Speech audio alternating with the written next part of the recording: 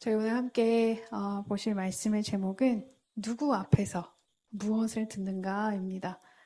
지금 본문 1절에서부터 보면은요. 누구 앞에서 우리가 서 있어야 하는가, 그리고 왜, 그리고 무엇을 하여야 하는가, 그리고 마지막으로 결국 우리가 어디에서 고난을 받는지 결과가 나와 있습니다. 그래서 우리 천천히 함께 말씀을 1절부터 보면은요. 처음 시작이 하나님 앞과 살아있는 자와 죽은 자를 심판하실 그리스도 예수 앞에서 그가 나타나실 것과 그의 나라를 두고 엄히 명하노니 이렇게 시작을 합니다. 여기 보면은요. 지금 바울이 디모데에게 지금 약해져 있고 두려워하는 디모데에게 지금 얘기를 하고 있는 거예요. 그리고 그가 뭐라고 얘기하냐면 하나님 앞, 그리고 살아있는 자와 죽은 자를 심판하실 그리스도 예수 앞, 그리고 그가 나타나실 것, 그의 나라를 두고 엄히 명한다. 이렇게 되어 있어요. 근데 엄히 명한다가 이 단어가 약간 증인을 뜻하는 거거든요. 이 어원이. 그러면 이 증인이 어디에 서는지 여러분 생각해 보시면 증인은 어디에 서요? 법정에 서잖아요. 그죠? 법정에서 증인을 세우고 엄숙하게 서약을 하는 그 언어를 여러분이 상상하시면 돼요. 그러면 이 법정에서는 정말 진실만을 말할 것을 맹세합니다. 라는 그런 느낌인 거예요. 그러면 여기 증인들이 세워졌는데 우리가 법정에 서서 이걸 지켜야 하는데 여기 증인들이 섰다는 거예요. 근데 그 증인이 누군가 봤더니 하나님, 예수님, 그리고 그가 나타나실 것. 그러면 그가 나타나실 것이면 이제 앞으로 다시 오실 재림의 예수님, 그리고 그의 나라. 나라는 어때요?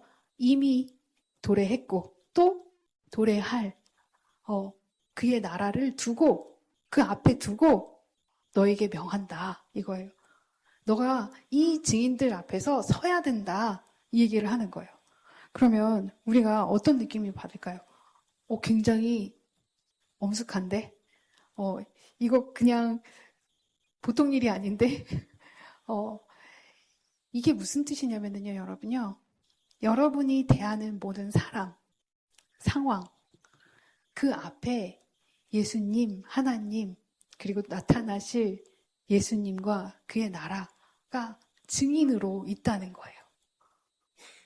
그럼 여러분이 대하는 사람, 여러분이 대해야 되는, 헤쳐나가야 하는 그 상황 앞에 증인으로 하나님 예수님이 계시다는 거예요. 그럼 여러분의 자세가 어떠하겠어요? 함부로 할 수 있을까요? 없다는 거예요. 저는 1절부터 어떡하지? 이런 생각이 들었어요. 내가 대하는 모든 관계 속에서 하나님, 예수님이 앞에 증인으로 계시는데 내가 그 자세가 정말 온전해야 되겠구나라는 생각을 했어요. 갑자기 생각이 났는데요. 지금 말씀을 전하면서 생각이 났어요. 사실 피놀리 한지 이제 저희 3일차예요. 예, 3일차.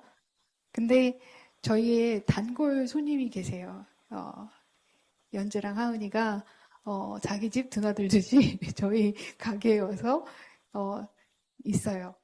근데 어제 항상 제가 들어오게 했는데 어제는 손님이 계셨어요. 보통 때는 손님이 안 계신 상황에서 연재랑 하은이가 들어왔었는데 어제는 손님이 계셔서 제가 연재 하은이한테 오늘은 안 돼.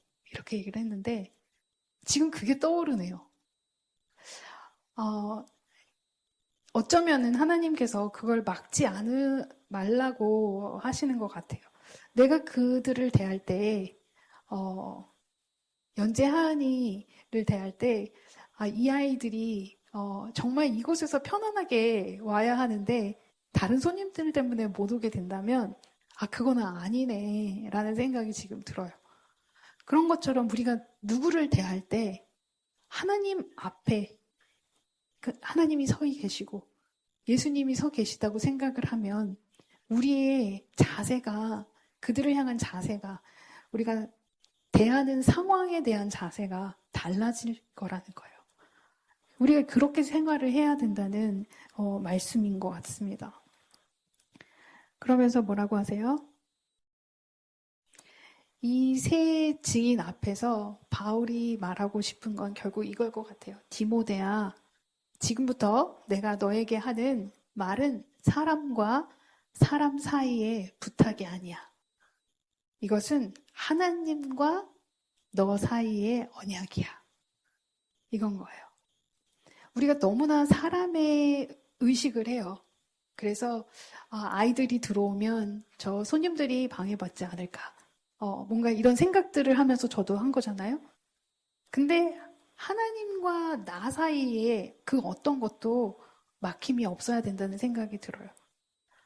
우리가 보지 않는 곳에서는요, 우리의 선택이 뭔가 사람을 의식하는 선택, 아니면 직장에서 내리는 결정 역시 뭔가 이익을 얻기 위한 선택, 가정에서 하는 말 한마디, 그냥 내가 그냥 생각 없이 뱉을 때가 있는데, 우리가 이제는 어떻게 해야 되나? 나와 하나님 사이의 언약이구나.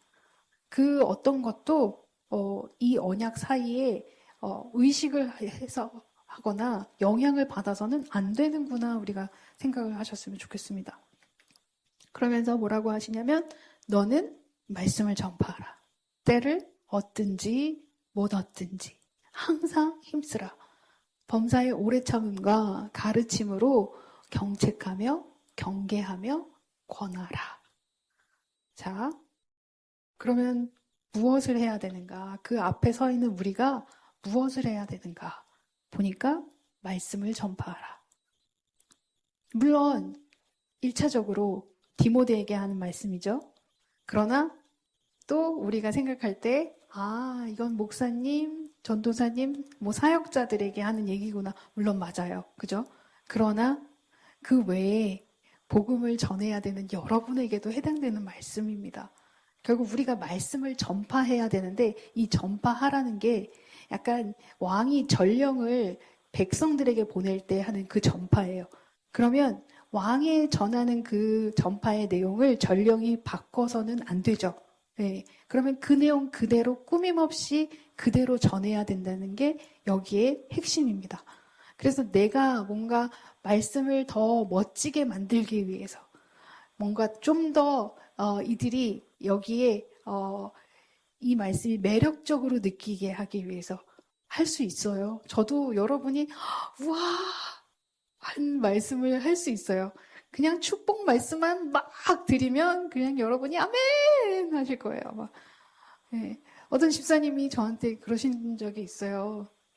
목사님 좀 축복 좀 제발 축복받는 말씀만 해주시면 안 돼요? 라고 하신 적이 있어요. 근데 저도 그렇게 말씀 전하고 싶지만 하나님의 말씀은 오로지 물질적인 축복이 아니잖아요. 예, 하나님의 말씀 그거에 근거해서 변화시키지 않고 그대로를 전해야 되는 게 우리의 사명이라는 거예요.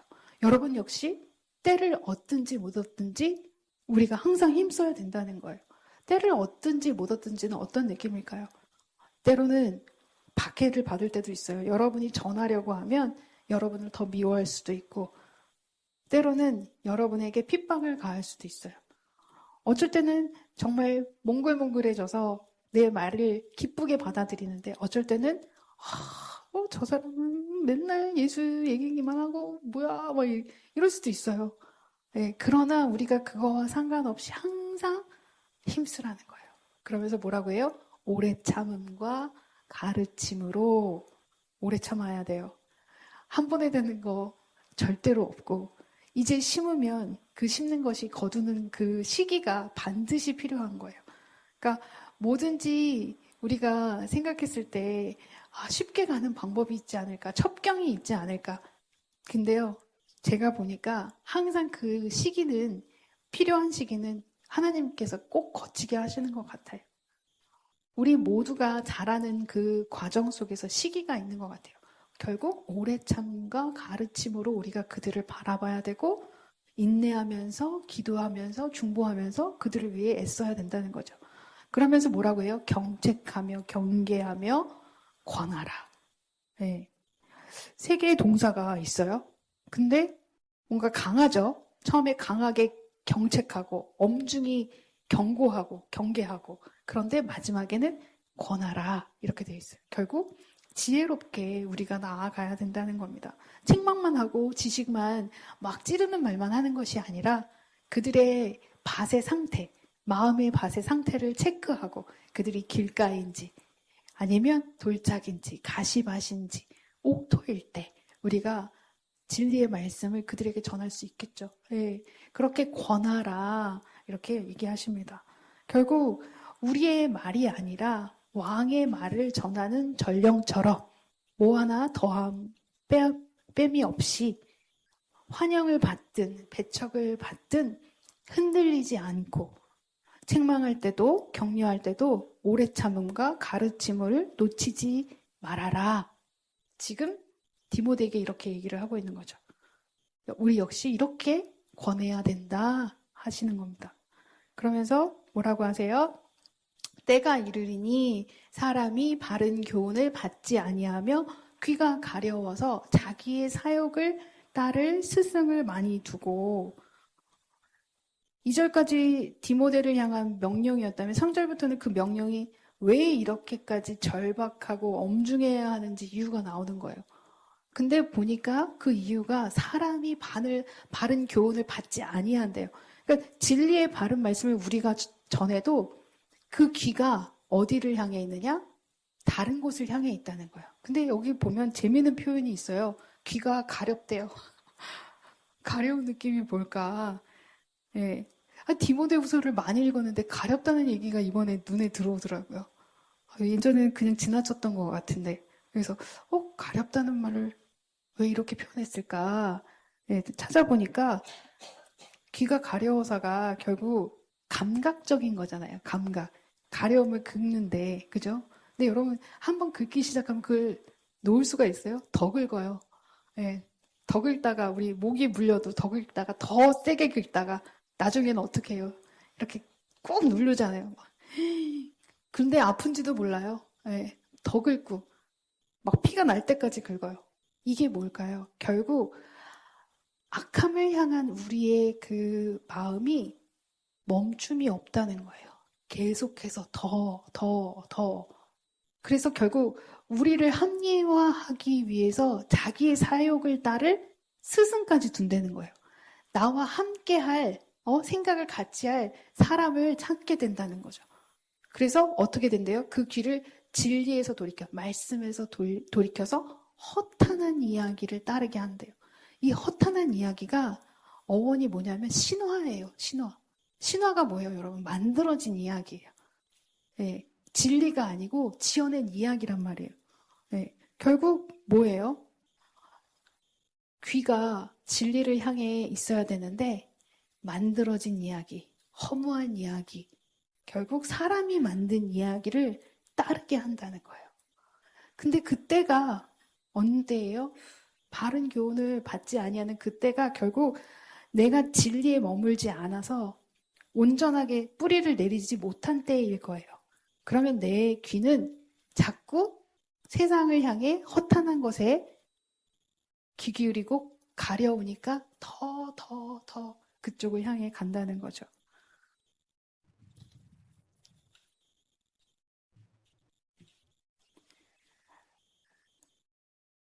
보시면 자기의 사욕을 따를 스승을 많이 두고 그러니까 진리를 배운 다음에 진리에 거하는 게 아니라 욕망을 정해놓고 그 욕망을 정당화해줄 스승을 찾아 함께 나와 이렇게 동의하는 사람을 옆에 두고 싶어 한다는 거예요.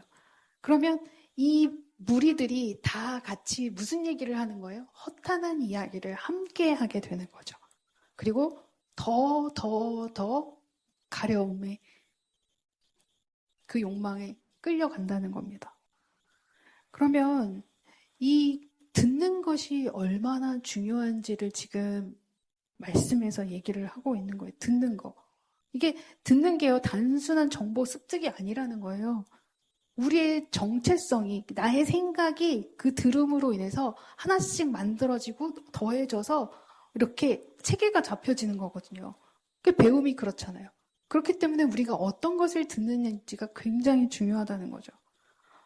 뭐라고 하세요? 하나님께서 이스라엘아, 들으라. 무엇을 들으라고 하세요? 우리 하나님 여호와는 오직 유일한 여호와신 하나님에 대해서 들으라는 거예요. 우리에게 지금 명령하시는 거예요. 얘들아, 들으라. 무엇을? 우리 하나님 여호와, 오직 유일한 여호와의 말씀을 들으라. 이 말씀입니다. 당연히 들으면 믿음이 생기기 시작합니다, 여러분. 그러므로 믿음은 들음에서 나며 들음은 그리스도의 말씀으로 말미암았느니라. 보라가 아니라 들으라예요. 예. 이 들음이 너무나 중요하다는 걸 얘기하고 계시죠. 예. 결국 무엇을 듣느냐에 따라 수동적으로 형성이 된다는 거예요. 잘못된 것을 들으면 잘못된 것들이 계속 쌓여서 그 허탄한 곳에 머무르게 되는 거고, 진리를 들으면 그 진리 안에 거하게 된다는 거예요.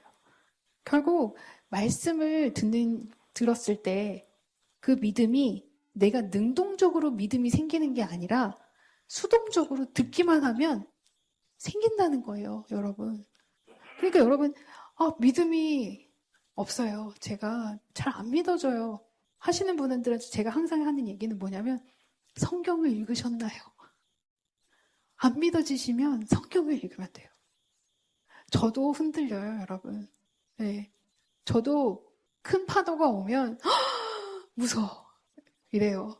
네. 무너지고 허물어지고 그냥 좌절하고 그 가운데서 다시 일어날 수 있는 힘을 얻을 때는 다시 말씀을 읽을 때요.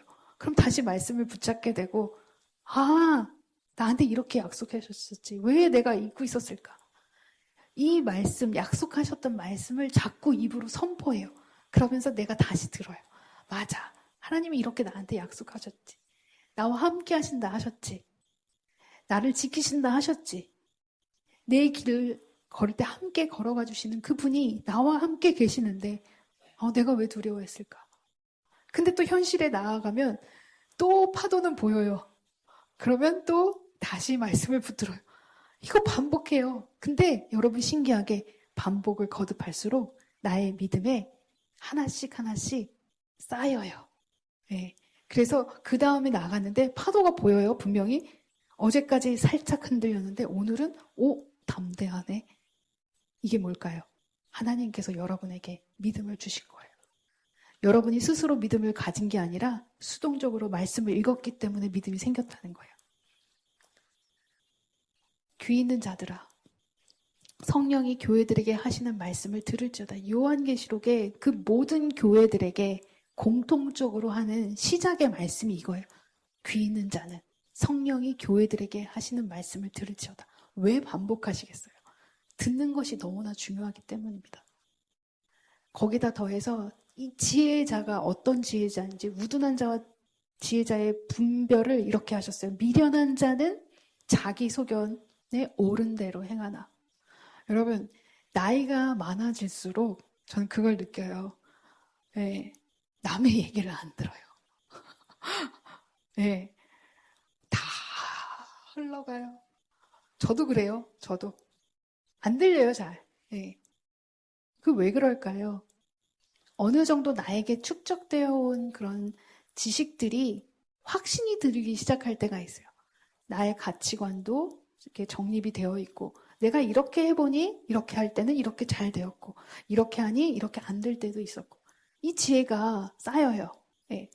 물론 우리에게 그런 좋은 지혜들이 세상적인 지혜들도 쌓이는 건 당연해요. 그러나 우리가 그 세상의 지혜가 축적된 것에만 만약에 그걸 믿고 간다면 우리의 소견대로 행하게 되는 거고, 우리의 소견대로 행할 때 하나님께서는 우리에게 미련하다 이렇게 얘기를 하시는 거예요. 미련하지 않은 지혜로운 자는요, 내가 확신이 들어. 분명히 이거야. 그런데 하나님이 누군가를 통해 듣게 하실 때가 있어요. 네. 이거예요? 말씀을 통해 얘기하실 때도 있고요. 어쩔 때는 그냥 누군가를 통해 듣게 하실 때도 있어요. 그러면 한 번쯤은 생각해 보는 거예요. 이것이 맞을까? 그렇다고 해서 허탄한 얘기로 빠지라는 얘기가 아니에요, 여러분. 지혜로운 자는 권고를 들을 줄 아는 자라는 거예요. 그리고 우리가 확실한 말씀 위에 이 기준점에 서 있을 때는 우리가 허탄한 그 권고의 말과 지혜로운 권고의 말을 분별할 수 있어요. 그러면 이 부분은 하나님이 이렇게 듣게 하셨나 보다. 네, 그리고 듣고 우리가 조율하는 거예요. 그러면서 지혜롭게 나아가는 거죠. 미련하지 않은 지혜로운 자가 되기를 소망합니다. 그러려면 우리는 우선은 기준은 확실해야 돼요. 말씀의 기초가 딱 세워지고, 그리고 지혜로운 권면인지 아니면 허탄한 권면인지 분별하여서 그걸 우리가 잘 걸러내고 소화를 시키는 우리가 되기를 소망합니다. 네. 성경의 예를 들어볼게요.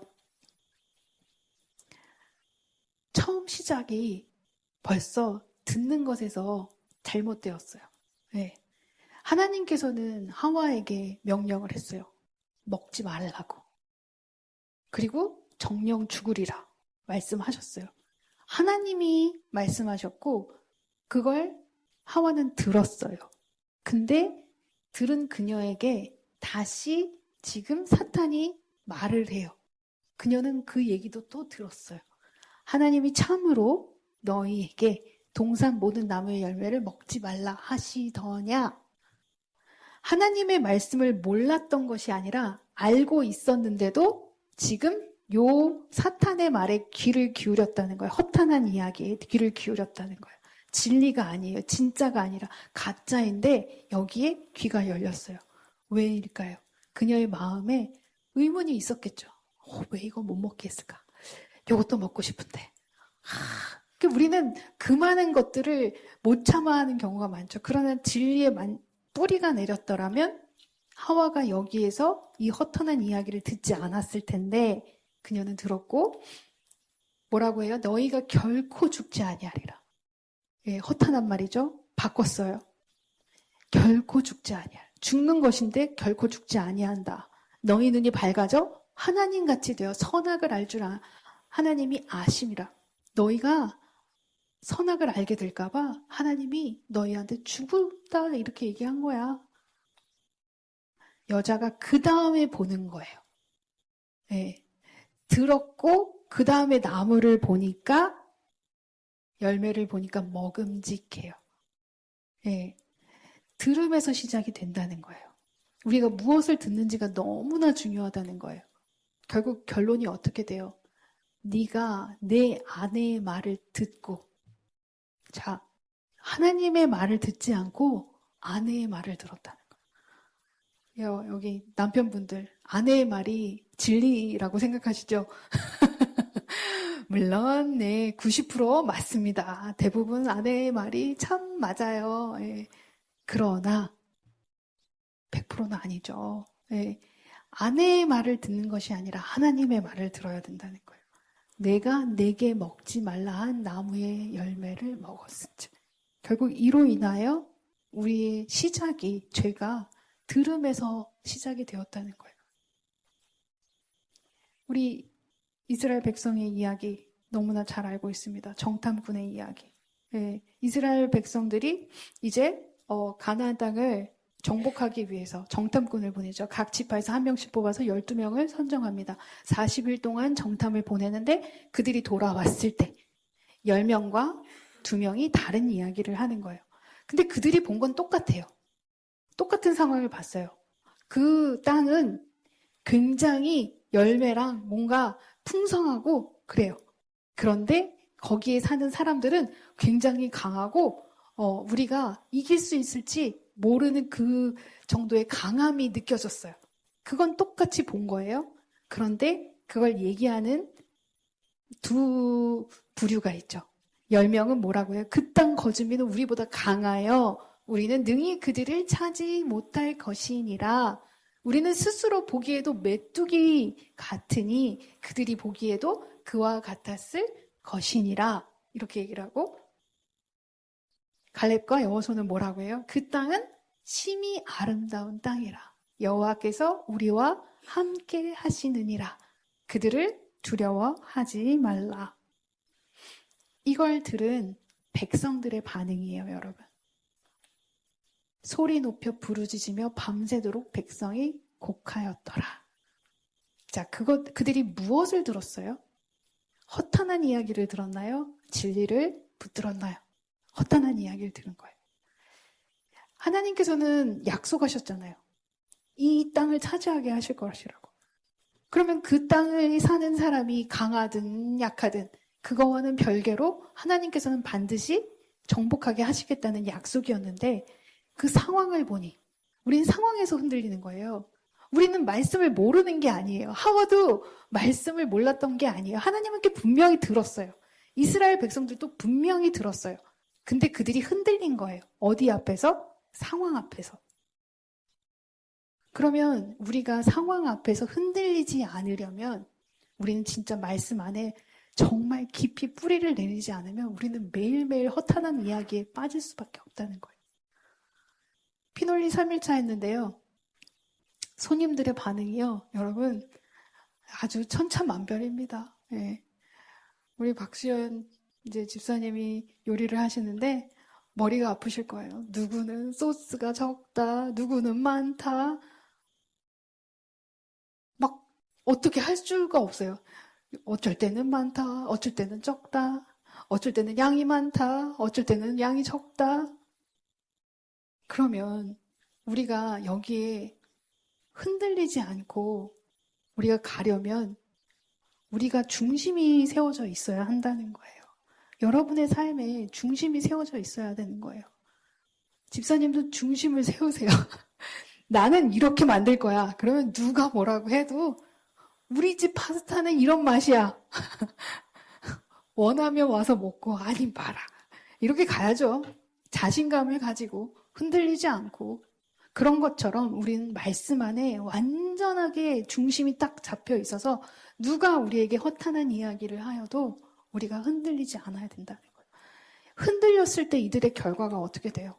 너희 자녀들은 너희 반역한 죄를 담당하여 너희 시체가 광야에서 다 없어지기까지 40년을 광야에서 방황하는 자가 되리라.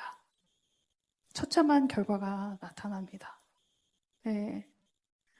이 여호수아와 갈렙의 그 진리에 거한 말씀에 함께 동행하지 않았기에 그들은요, 한 세대가 완전히 운명이 바뀝니다. 왜 우리가 이걸 보고, 이 친구들 참 답답해. 그걸 못 믿어서 이렇게 고생을 하고 다 죽고, 근데 이게 우리의 모습일 수도 있다는 거예요. 우리가 깨어있지 않으면 세상의 그 허탄한 말이 너무나 매혹적으로 들릴 수 있어요. 네, 너무 유혹적이에요, 여러분. 너무 맞는 말 같아요. 저렇게 하면 다 될 것 같아요. 근데 하나님은 우리에게는 안 될 것 같은 말만 하세요. 참아라, 인내해라, 용서해라. 맨날 나만 이래야 돼. 왜 나만 이렇게 지고 살아야 돼. 왜 나만? 하나님 맨날 왜 나만? 근데 하나님은 그게 승리라고 하시고 그게 진리라고 하시고 우리가 그렇게 했을 때 온전하게 이길 수 있다고 하시고 저희에게 상 주시겠다 하시고 축복하신다 하시고 축복이 있긴 해요? 있어요, 여러분. 네. 없으면 저한테 따지러 오세요. 네. 분명히 하나님께서는 말씀에 근거하여 주시고 이거는 영혼, 몸 간에 다 육적인 것까지 축복은 함께 옵니다. 네. 우리가 믿고 가는 거예요. 흔들리지 않으시기를 소망합니다. 그러면서 뭐라고 해요? 마지막에 그러나 너는 네, 이렇게 얘기하잖아요. 이 모든 상황 속에서 흔들리지 않고 허탄한 이야기에 너는 따르지 말아야 된다. 너는 디모데 너는 어떻게 해야 돼? 모든 일에 신중하여 고난을 받으며 고난 당연하다는 거예요, 여러분. 고난이 당연히 와야 된다는 거예요. 없는 게 이상한 거예요. 네.